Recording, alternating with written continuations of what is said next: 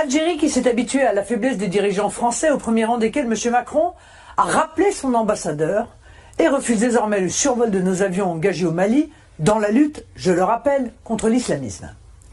Cette dernière décision, grave pour la sécurité de nos pays respectifs et de l'Afrique, n'est pas acceptable et la France doit absolument s'exprimer à ce propos.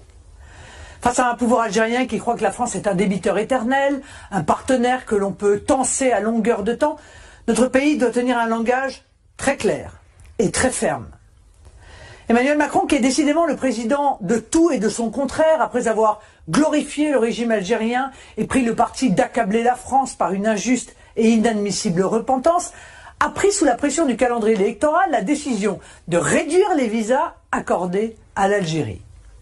Cette mesure n'avait que trop tardé et elle est bien insuffisante quand on connaît l'ampleur de l'immigration algérienne et les problèmes graves de communautarisme qu'elle entraîne chez nous.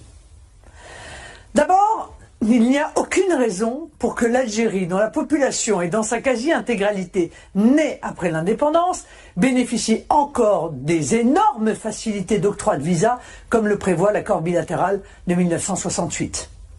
Il y a d'autant moins de raisons d'admettre ces octrois que de son côté, l'Algérie refuse d'accepter le rapatriement de ses ressortissants illégaux, délinquants ou simplement reconduits à la frontière au titre d'une OQTF, une obligation de quitter le territoire français.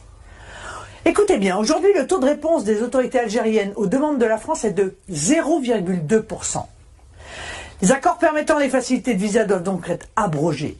Les visas avec l'Algérie ne doivent plus être accordés tant que l'Algérie ne rapatrie pas chez elle ses ressortissants indésirables chez nous. C'est à la France de définir qui rentre chez elle et qui doit en sortir. Si ces arguments ne devaient pas suffire, je propose que la France remette en cause les autorisations de transfert d'argent que les ressortissants algériens envoient chaque année, 1,5 milliard tout de même, vers l'Algérie et qui ne participent donc pas à l'économie française. Élu présidente de la République, croyez-moi, chers compatriotes français, je saurai faire respecter la France et ses intérêts, tant à l'extérieur qu'à l'intérieur.